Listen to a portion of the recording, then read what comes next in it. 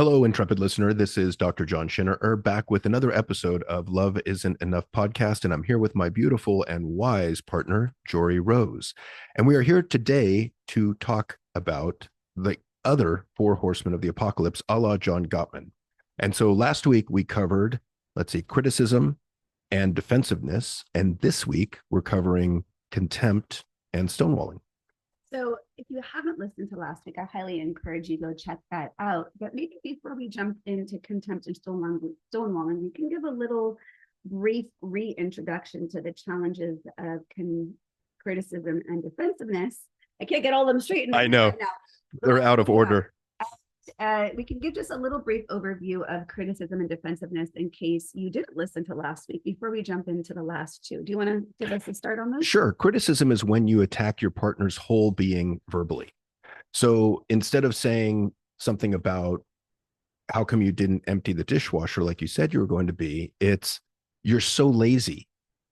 Why don't you ever empty the dishwasher? And so that phrase of you're lazy is an attack on their whole being. That is a criticism versus speaking, versus speaking directly to the behavior that you're having a problem with.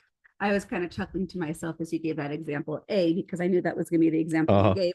And B, it's there's that damn dishwasher again. Why is the dishwasher so hard for couples? It's the black hole of conflict in couples. Defensiveness is, I think something we've struggled with in our relationship and something we see so many couples not having an easy ability to get out of that pattern. And that usually shows up when your partner shares something, perhaps vulnerably, how I'm feeling, and the response is not open-hearted and not always acknowledging the other person's feelings, but defending your own actions, defending what you were thinking. I can shut down my vulnerability if you respond to me defensively. Yeah, and defensiveness really ranges from coming at the person in anger all the way to calmly explaining what you were trying to do or what your thoughts were or what your intentions were. And that was a big aha for me that, oh, even that can be defensiveness. And so to really kind of lay that aside and maybe table that for another conversation to explain what my intentions were. And rather, the first step is simply to validate how your partner is feeling.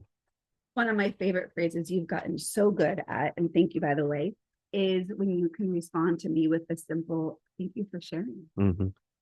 That in and of itself is so healing and so validating for whatever I might be sharing, feeling, experiencing. And if I come to you and share that, that says to me, you hear me, you're doing your best to understand where I'm coming from.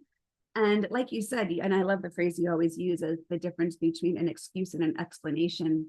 But there is a time and place for me to understand what was underneath maybe what you did that might have hurt my feelings. But in that moment, to defend your actions is not the time when you're trying to create deeper connection, when you're trying to create emotional safety. And one of the things we talk a lot about on this podcast, a secure attachment.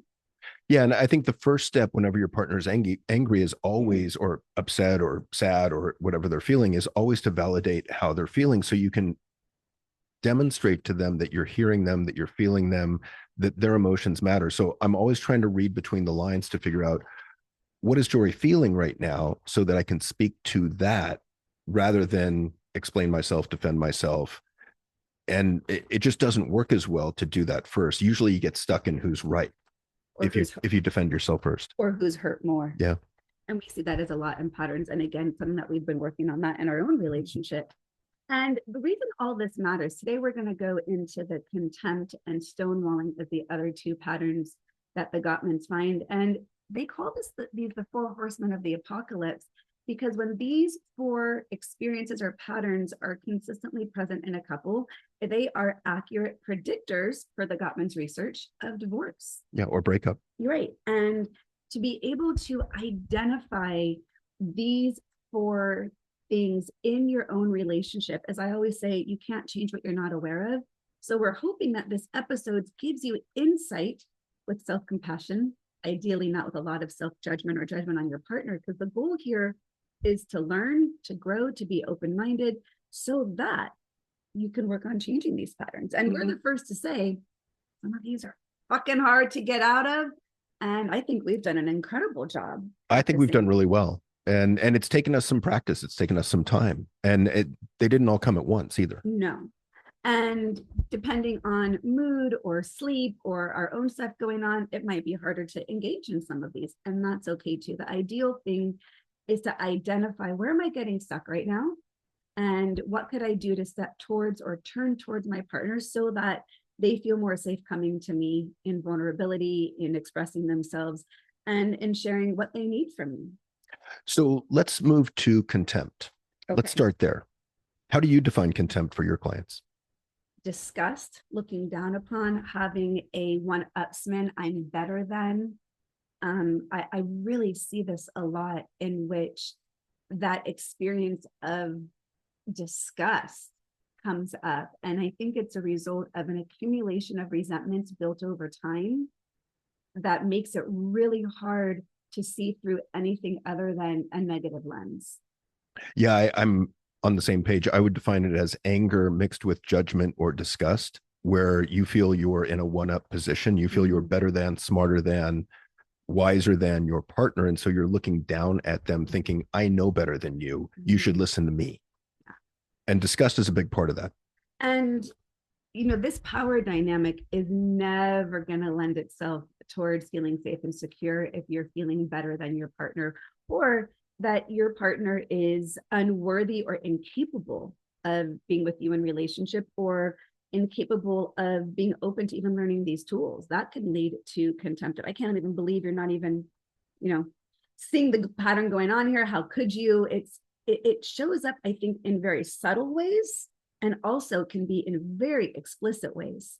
Well, and it's also the most damning and the most damaging of the four. I mean, this is what, John Gottman and Joree Gottman would target, or, they talk about thin slicing, where they look for one specific thing, and they would look at the first 5 minutes of an argument between couples, and they looked at hundreds and thousands of different interactions between couples, and they found that if they saw signs of contempt in one partner towards another in the first 5 minutes of a video, there was like a 95% chance that that relationship was doomed within the next 5 years. So let's get some real examples, and maybe some of our work with clients, or what you have seen in your clients, of what that might really look and sound like in an everyday argument or everyday experiences. So couples who are listening right now might be able to identify maybe perhaps some of the language that it might sound like. Yeah, I think one of the ones that I look for is something like, I can't believe you did this. I can't believe you ... Mm-hmm. The other one is anytime you're evoking shame, like, and we do this to our kids too, which I'm not a fan of at all, but you should be ashamed of yourself, mm-hmm. or you ought to know better. And part of it's going to be tone of voice too, I would argue, that sure. Disdainful tone of voice, the contemptuous tone of voice. What do you have? Yeah, one of the things that I'm thinking about there is the challenge when one partner feels like they're working harder in the relationship than the other. And that might give an implication of, I care more, you don't care as much as I do, you're not as interested in this as I am. And that to me gives a one-up position. The other one that just strikes my fancy, gets my attention, is, we talk a lot about the anxious avoidant trap in terms of attachment styles. And we know that the anxious attachment style typically is the one that is doing a lot of reading about self-help books and how to be better in relationship and seeing a counselor. And the avoidant attachment style isn't generally doing that. And so I think it's slightly easier for the anxious attachment style to gradually grow contemptuous over time, as they see, hey, I'm doing all the work here and you're not doing shit. Because that's where I've jokingly argued that even the skills in an anxious attachment style are not necessarily skillful, but it can feel on the surface more relational. I'm working for us, you're not doing anything here. And that's actually not true. And as we would talk about in that anxious avoidant pattern, the avoidant ideally is working really hard to get out of that pattern to be able to turn towards it. Just might take longer or look different. Yeah, no, to what extent one of the things we talk about is that the lens through which you view your partner, going from all good to all or mostly bad over time, due to the accumulation of those paper cuts, the hurts, the resentments, the annoyances, the late for dinner, that kind of thing. To what extent do you think that has a major impact on contempt developing? Oh, I think huge. I think that those accumulation of paper cuts definitely lead to the contemptuous view of one's partner. And so how would you combat that? Well, as you know, one of the things that I'm always trying to teach and practice is through that lens of mindfulness of present moment. And, nothing is ever going to go good when we use words like always or never, right? And that kitchen sinking, that seeing through the lens of all good or all bad gives no room for small nuances, gives no room to even hear explanations. And I think one of the ways to get out of that is to stay really present and try to observe, what are you seeing right now in this moment? Now, the heart is a tender thing, right? And if we feel hurt, we're going to perhaps anticipate more hurt, or we're going to see through the lens of nothing's ever going to change. And I hear that for a lot of clients of, it's not going to matter, nothing's ever going to change anyway, why should I even bother? And that's also very real. So it's going to be hard to get out of that view of contempt if there is no effort from the other partner to grow, to learn, to be more aware of their contribution, because everything's a co-creation. Nothing is in a silo of one person who's all good or all bad, right? And we're also in a co-creation with our past, with our transgenerational trauma, with our wiring. I mean, there's so many fucking layers that go in to all of this. But I think that accumulation of hurts, one of the best ways to say, how can I get out of that lens is, let me just look at this moment. Yeah. And there's two things that come to my mind. One is being aware of that dynamic, that over time, due to repeated hurts and being ignored and annoyances, that our perception of our partner does change. And so we want to speak to that. We want to have conversations about that with our partner and say, hey, I'm getting the sense that we're both getting a little bit negative in our perception of one another. How about if we both make a concerted effort to assume positive intent of one another again? Because we did that at the beginning of the relationship, and I think we've gotten a little bit away from it. And would you be willing to join me on that? I think that's always a good idea. The other thing that comes, yeah. Just name that last part. And you said it quickly, but I want to highlight it, because part of what I think we're here to teach couples is the language to say and use. Are you willing to join me in that? That was really beautiful language, because it's an invitation. That invitation is inherently not a contempt statement. It's do what I'm telling you to do because I know better. It's, can we join in this together? Yeah, it's an invitation. It's an invitation. So I just wanted to highlight that. Thank you. Was really beautiful. And the other thing I see, like I was talking to a couple yesterday, and one of the people in the relationship was harboring anger over something that happened over 23 years ago. That doesn't serve the relationship at all.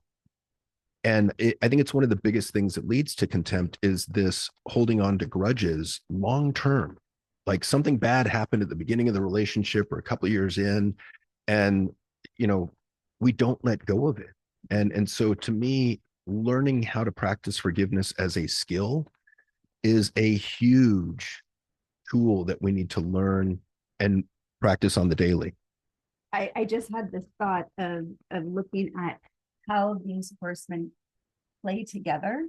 And how many couples do we know who hold on to resentment either from the wedding or the birth of their first child? Yep. So that accumulation of that long-term grudge.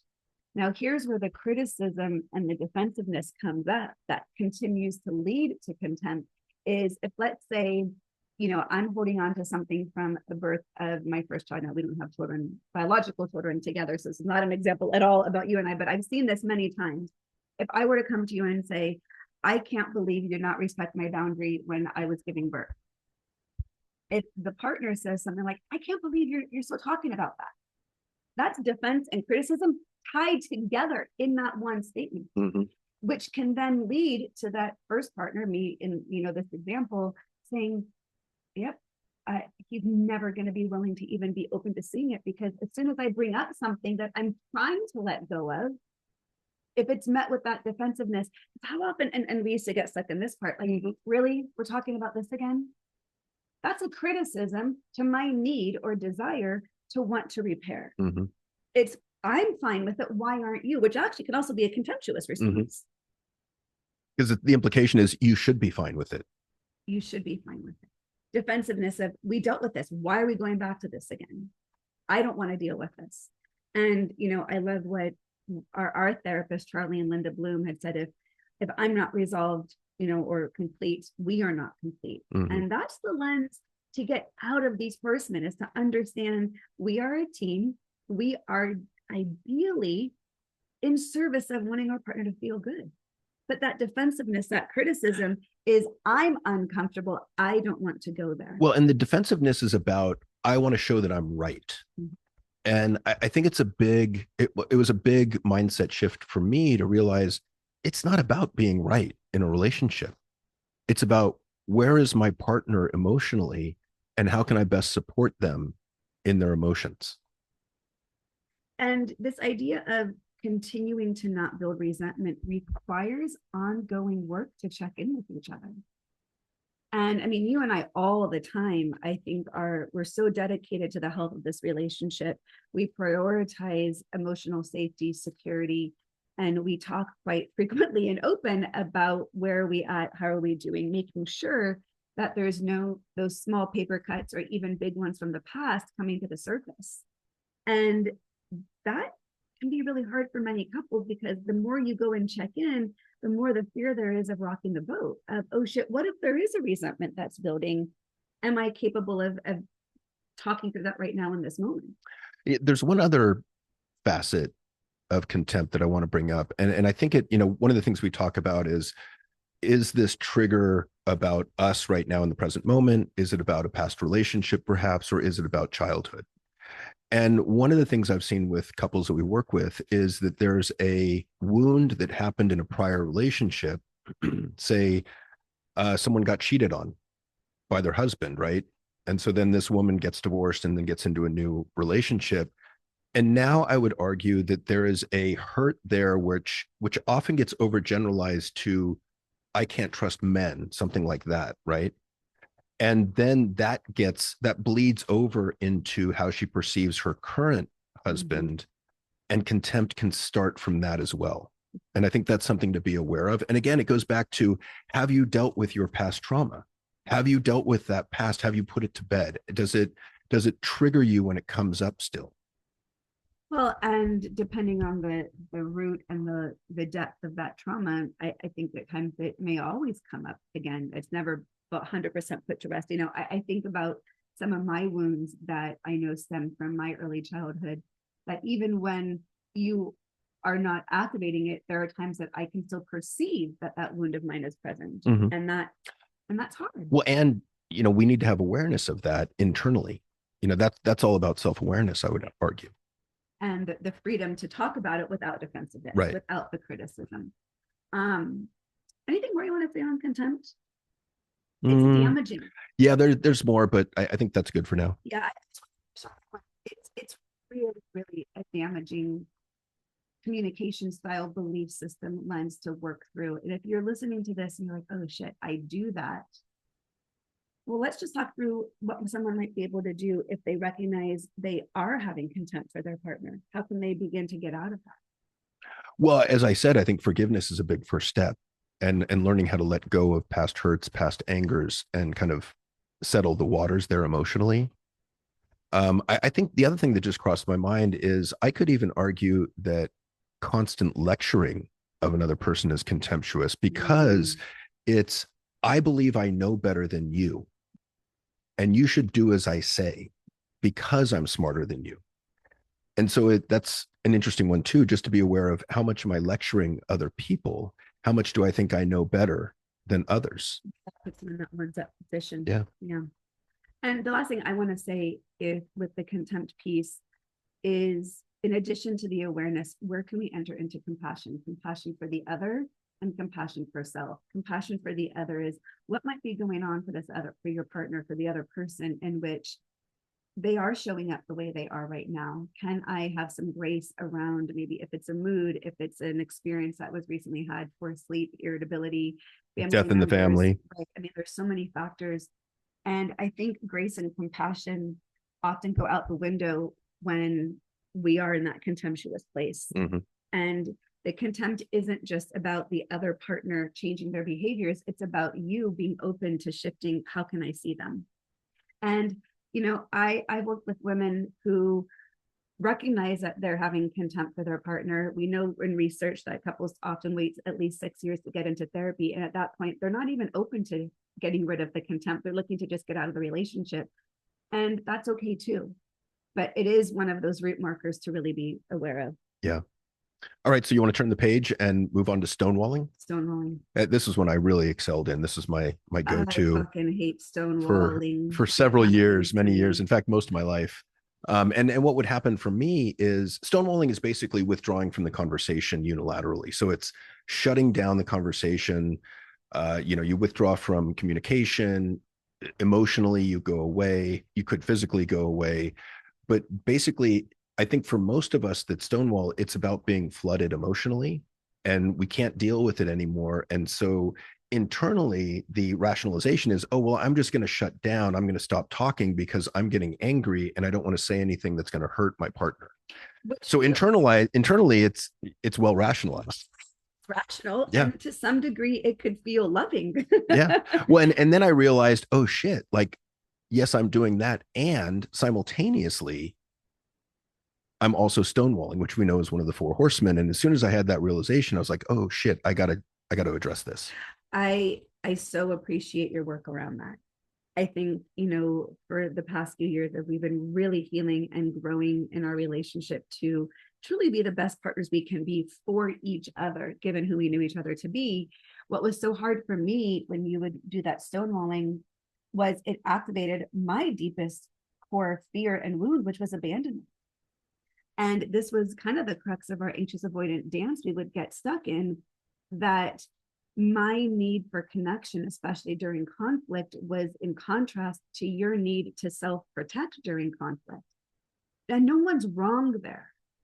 But if it's consistent, and I think there was a period of time where if I would bring something up, it was quickly met with defensiveness and then stonewalling, and therefore I didn't feel safe to then bring anything up. Right. And there's no way we can create safety if we can't be vulnerable. Right. So to practice getting out of stonewalling, self-regulation comes to mind as one of, starting with awareness that we're doing this, right? But self-regulation and the self-coaching of breathe. I can get through this. I love my partner. It's just an emotion. It's just in this moment.